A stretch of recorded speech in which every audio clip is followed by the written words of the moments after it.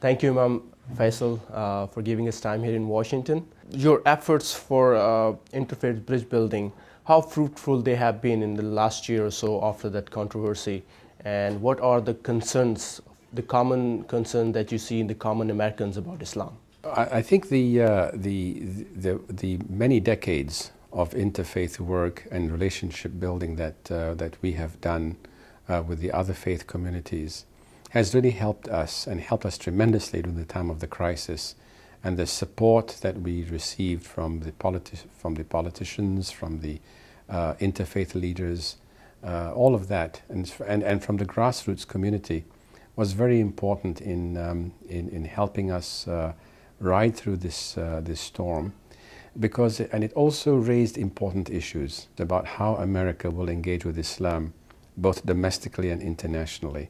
Not only with issues surrounding our proposed center in Lower Manhattan, but look at what's happening right now in the Arab world, from Tunisia to Egypt to Libya to Bahrain and to Oman, and it seems to be this desire for change, this desire for a way of living where humanity is one, where there's diversity. The optics of in Tahrir Square of an Egyptian holding up the Quran next to an Egyptian holding up the Coptic cross. This is a vision of a kind of pluralistic society which expresses American values, and it's clear that the whole world wants that, and the generation of the future, the youth of today, want what we have in America today. So it's a very exciting time. What do you think, what were the causes of this controversy? The controversy was really caused by those who sought to take political advantage of it. This happened as a result of the midterm elections, as a result of accusations that President Obama is a Muslim, that those who wanted to utilize the president is a Muslim card and to whip up that sentiment of Islamophobia in order to gain votes during the midterm elections. This is why our Mayor Bloomberg said this whole crisis is going to die no later than November 3rd, because everybody who really understood anything in our political landscape knew it was purely politically motivated. So what's the latest on this project of yours? The dream is very much alive and still alive. The discussion's underway to explore how best to do this. There are those who suggest that if we can get a better place, a larger place, we would do something that would in fact amplify the vision of a center which has multi-faith stakeholders. My vision for the Cardoba House is to seed the beginnings of a culture of unity within diversity. So we'd have a Cardoba House in other cities in America, a Cardoba House in India, which would focus on Hindu-Muslim relations, a Cardoba House in Jerusalem, which would focus on Muslim-Jewish relations and other Muslim-Christian relations, a Cardoba House in Slovenia, which would focus, or in Kosovo, which would focus on Serb-Muslim relations. The vast majority of people, whether they are Serbs or Bosnians, whether they're Muslims and Hindus, want peace.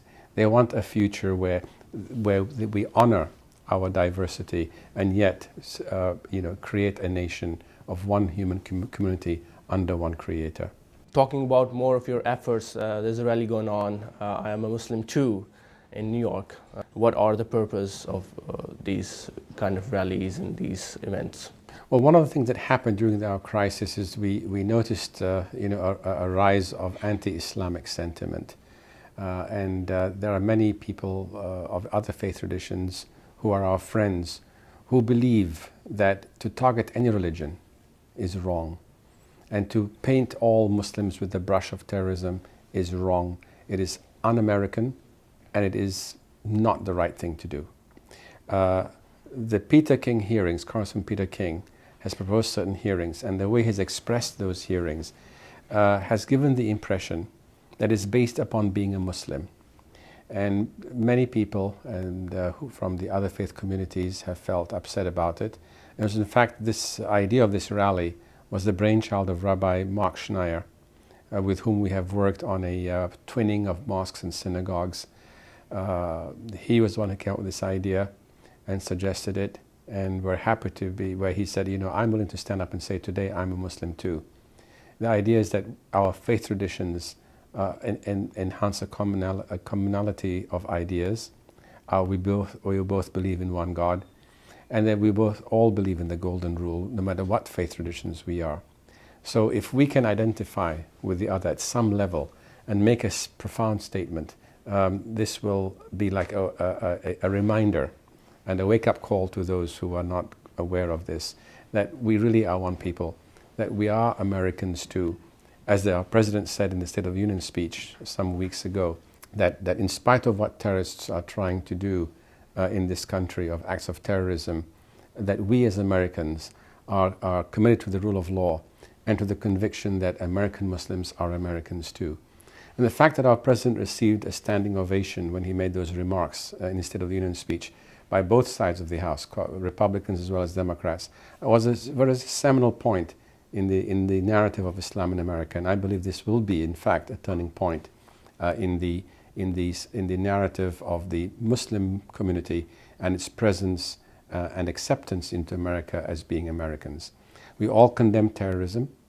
I have unequivocally condemned terrorism. Terrorism has no role and no part in Islam, doesn't belong to our faith tradition.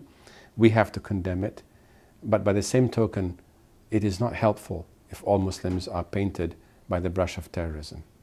In your interfaith efforts, you have been engaging not only within the United States, but you have gone to other Muslim countries, especially in the Middle East. Did you see any signs of the uprising that we see right now in the Middle East? Well, what I have observed, what I did observe in my trip to Bahrain, was the sense among the Shia community, which has been known for quite a while, that they were not pleased.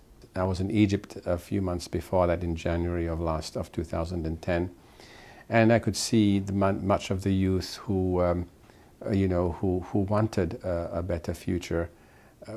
But did I see the signs of this kind of a revolution that bring down regimes? No, I didn't. What caused it, in your opinion? Well, the causes are the frustrations, the built-up of frustrations that people had. And this gentleman who committed suicide in Tunisia, it just sparked this frustration. And the success of the Tunisian revolt led other people to say, you know what, we can do this too.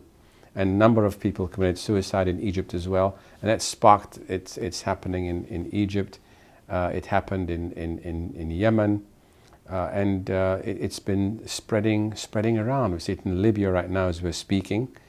I just heard a Libyan young man, 21-year-old, extremely articulate, not educated apparently, but extremely articulate, saying, we have no future, I have no education, I have no job, I have no this. I mean, we need that, and for someone like Muammar Gaddafi to, for 40 years, more than 40 years, mouthing off from his green book platitudes and stuff that doesn't make sense. You can talk all you want, but you have to deliver to your constituency. These revolutions in the Muslim countries that we see right now around the world, and it's spreading, how it's going to affect Muslims in the United States? That's an excellent question. Positively, very positively. The fact that what we're seeing in Egypt, for example, is multi-religious. The sight of a person holding the Quran next to a person holding the Coptic cross, the optics and visuals of Egyptian Christians, the Copts, protecting their Muslim, while they're performing their prayers in Tahrir Square from the secret police. The notion that people want their freedoms and are willing to work with other people has demonstrated the reality, the truth that people in the Muslim world want democracy too. And as democracy occurs in the Muslim world, it will reduce the threat of Al-Qaeda, because Al-Qaeda has been attacking these regimes, calling them, these regimes are not helping the cause of the people. As democracy and justice prevails in that part of the world, people will begin to see Muslims as lovers of democracy, as people who believe in pluralism, as not being, against Christians, that they really work with each other. It will be very positive for us in America, because the message that we are saying is being played out. But also the role of American Muslims as interlocutors between this global superpower, the United States of America, and our countries of origin is also important, because remember, the youth today who are seeing this also have relatives, have friends, or even if not relatives and friends, and usually they do, but they know of what's happening in America. And what we see right now in the Muslim world is the next generation, the generation of youth, saying, we want what our fellow Egyptians, what our fellow Muslims in America have. And as that transpires, we will see Egypt and all those countries becoming more like America in the ways that America is valuable as an example. And in this regard, we see a very big role of youth and the social media.